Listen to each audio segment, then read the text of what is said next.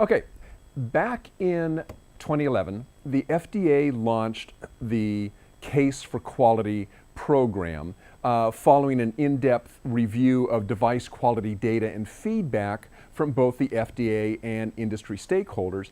And the FDA's analysis identified certain widespread common manufacturing risks that impact product quality. We're talking medical device product quality.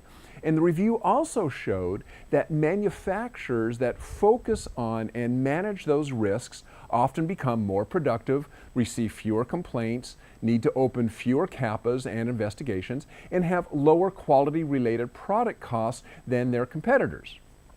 Who knew, right? If you focus on quality, not just on meeting regulatory statutes or standards, it works for you and it works for the FDA. I mean, who knew, right? Do what you should be doing and everybody's happy.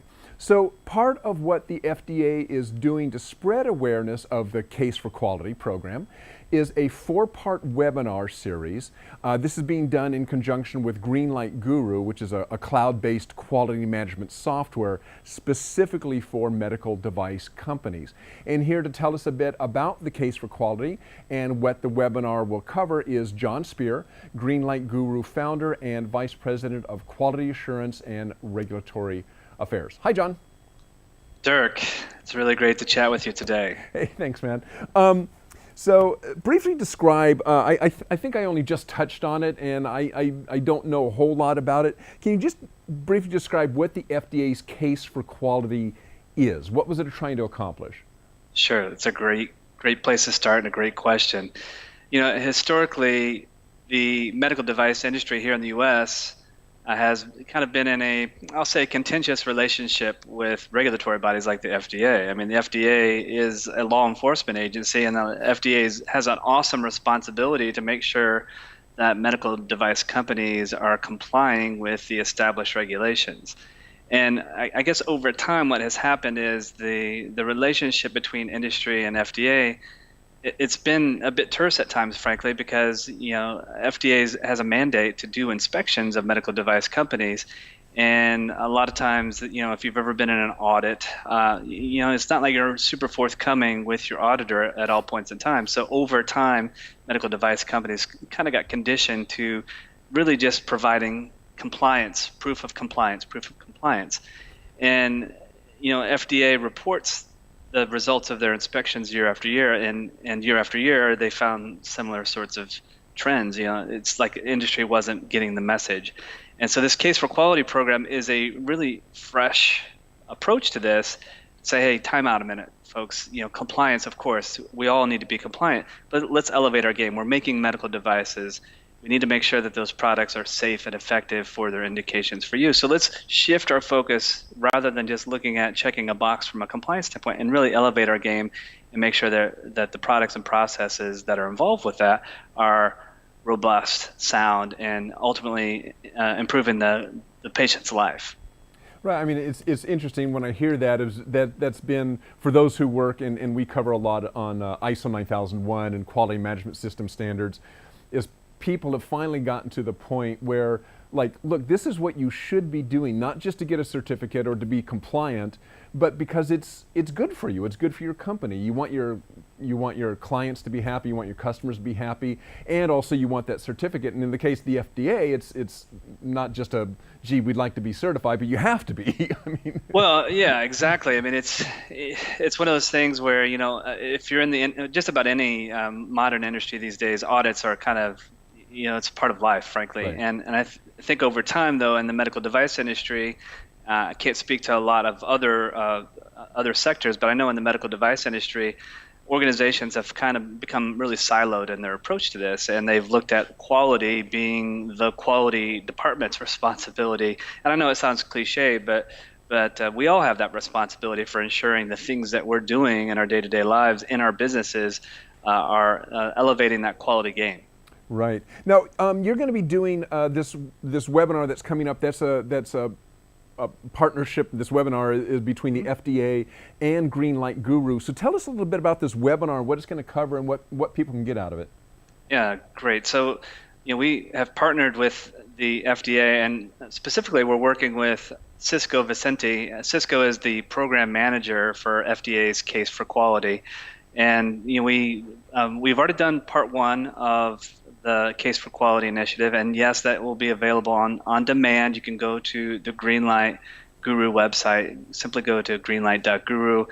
You can click on the resources page, and it will take you directly to all of our webinars, including the one that we did back a few weeks ago, part one. Part two is coming up in a couple of weeks, mid-August. And the whole idea is we want to bring you information to just inform you of what this Case for Quality initiative is all about, first and foremost, and then share with you some results of the pilot study that FDA has been engaged with now for some time, and really kind of just. I really believe this program is going to take hold. I really believe this is a refreshing approach, and we just want to do our part at Greenlight Guru to help educate the medical device industry on the importance of this program, because I think now is a really important time for us to start to shift our focus and be more quality, really elevate that and put that at the top of our organizations. And you kind of, what comes to my mind as you're talking about that is that this might make, as you mentioned, these audits can be a little intimidating. It might make those less intimidating if this partnership is more, look, we're working together to get something that we both need. So if somebody hasn't been through an FDA audit before, or maybe even those who have, what is some general advice for dealing with an FDA auditor when they come in to audit your company? Sure. I mean, and I guess, Dirk, the answer is going to be a little bit mixed because, today that Case for Quality program is just starting to grow some roots. So that is not pervasive across the entire FDA investigator. I mean, that's still being rolled out even within the FDA. But if you were to get an FDA inspection today, it is one of those things where compliance is really still the focus of an FDA inspection as it stands. And that compliance is obviously checked through confirmation of your internal quality management system, policies, procedures, and such, to make sure that everything that you've defined within your operations is complying or meeting the specific FDA Part 820 regulations. And then you confirm that through, of course, documentation and records. So, the old adage, I've been in quality a long time. The old adage, if it's not documented, it didn't happen. Well, that very much applies during an FDA inspection. So I don't want people to be afraid of an FDA inspection, although many will share horror stories of that. I want this should be business as normal, quite frankly. I mean, an FDA inspection shouldn't change your attitude, actions, or behaviors. It should be the same thing that you're doing each and every day. And if you change your behavior just to prepare for an FDA inspection, you might want to question your approach to your quality system, frankly. But it's a series of FDA inspector will ask you for questions, and they're probably going to focus on a couple of key areas almost always in FDA inspections. One of those key areas is your CAPA program. Many regard CAPA as the process that indicates the health of your business, the health of your quality management system. And so there would be a lot of focus spent on that. And then really what happens in that inspection is, they'll follow the thread. They'll go forward and backward from that CAPA to determine, how did it originate? What were the issues? What were the underlying events that triggered that event, and then what have you done after that event? Did you have another CAPA for the same issue and that sort of thing? So it's really that those records are viewed as a means to really indicate, is this company on the right track? Are they focused on continuous improvement, or are they just trying to check some boxes on forms? Okay, now if people are interested in attending this webinar, watching this webinar, where do they go? How do they find this thing? Sure. So the easiest place, frankly, is if you go to greenlight.guru, www.greenlight.guru. Along the top, there's a navigation, and it says resources. And if you click on that resources navigation, there's a link to webinars, and that takes you to every single webinar that we have ever done.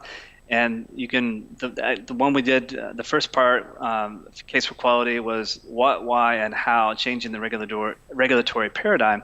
You can watch that on demand. So you can download that or sign up and watch that anytime that you wish. And then you can sign up for part 2. And part 2 is going to dive into the voluntary pilot program and the status update. And that's taking place on August the 16th. And even if you cannot attend live, folks, I do encourage you to sign up for that. Every webinar that we ever do, we provide you with a replay and access to that, even if you can't participate live. All right. Well, Jon Speer, founder of Green Light Guru, thanks for joining us this morning.